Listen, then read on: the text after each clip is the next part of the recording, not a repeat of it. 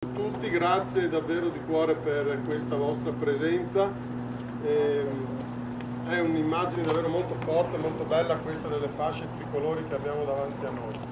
Il sindaco di Longarone, il sindaco di Castellavazzo, il vice sindaco di Erto e Casso sono con noi. Daremo subito la parola a loro per un saluto e per un pensiero. Noi non vogliamo fare grandi cerimonie.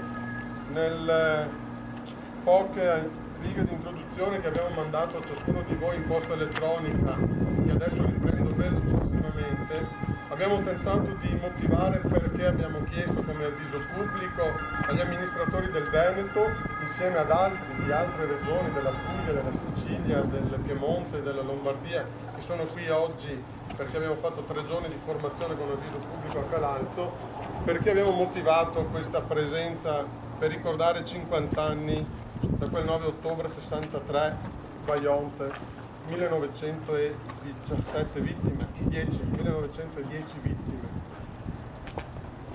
L'abbiamo fatto per questi motivi, ci sembra una responsabilità in capo a chi amministra un territorio e quindi a chi amministra e deve governare delle comunità locali, dei gruppi umani, fare memoria ma soprattutto trarre qualche insegnamento. E il Vajont è un grande monito. L'ONU nel 2008 ha indetto l'anno internazionale della terra e tra gli esempi più negativi ha indicato il Vajont tra i primi, descrivendolo come la più grande tragedia ambientale causata dalla responsabilità dell'uomo. Quindi un record che questo paese si porta addosso come una croce, un macigno. E allora ci sono 3 passaggi che a me hanno sempre impressionato leggendo i libri, a partire da quello di Tina Merling, che se qualcuno non l'ha ancora letto consiglio vivamente di leggerlo. Una giornalista che è stata processata per come ha seguito questi fatti e che però ha dimostrato purtroppo di aver visto giusto. Ed è il primo è che l'economia ha avuto la meglio su tutto. Il dio denaro è riuscito a dettare legge fino in fondo. E questa è una prima lezione, una commistione tra economia, industria, politica, fortissima in quegli anni, che purtroppo mi sembra in questo paese si è ripetuto in tante altre occasioni.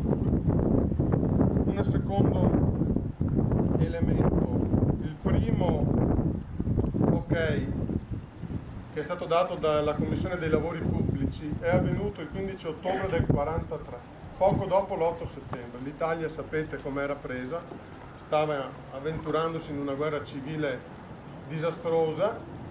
Ebbene, in quella Commissione dei Lavori Pubblici, con un numero di 13 presenti su 34, si dice va bene, si cominci a sfruttare questa situazione, questo ambiente per produrre l'energia. Quindi un atto di pura illegalità.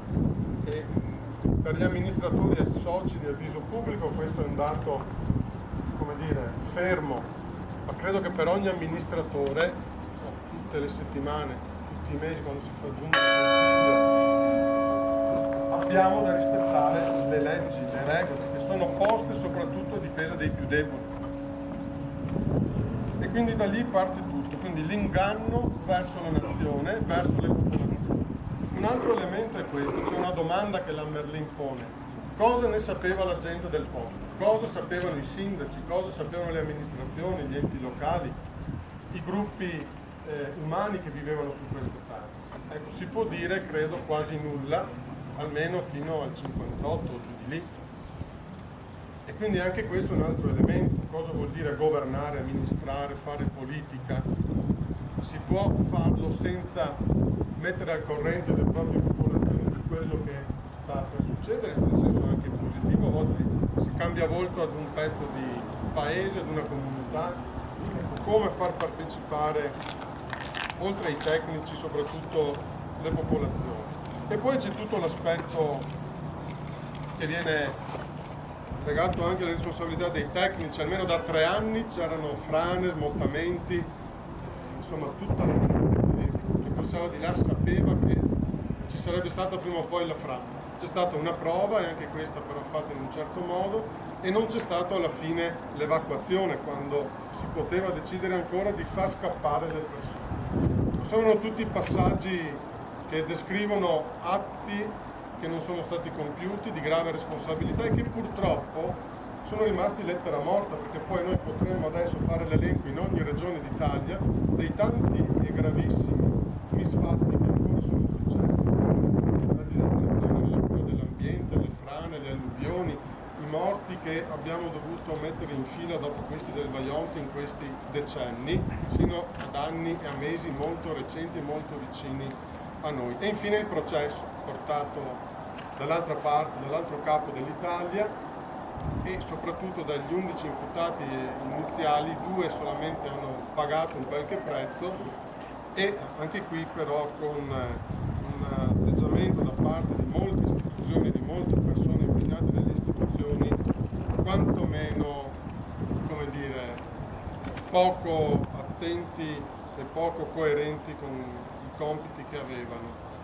Ecco, direi quindi una storia che non può rimanere solo sui libri, ma che noi vorremmo fosse impressa anche nella nostra pelle. Sulla pelle viva è il titolo di questo libro della Merlì. Per questo motivo la nostra amministrazione, ma so anche altre, ogni anno portano 100-150 studenti delle scuole superiori sulla diga, a Erto, Casso, a Ungarone, in questa chiesa, nel museo, proprio nel cimitero, proprio per vedere e per toccare con mano, per capire che cosa succede quando non c'è una buona amministrazione, quando non c'è una buona politica, quando non ci sono dei buoni tecnici che esercitino anche la loro responsabilità civile. Ecco, quindi questi sono i nostri sentimenti con i quali vi abbiamo chiesto di stare assieme oggi, e vi ringrazio davvero di cuore per la vostra presenza e anche per le scelte che dopo questa visita saremo chiamati a compiere con le nostre comunità. Il sindaco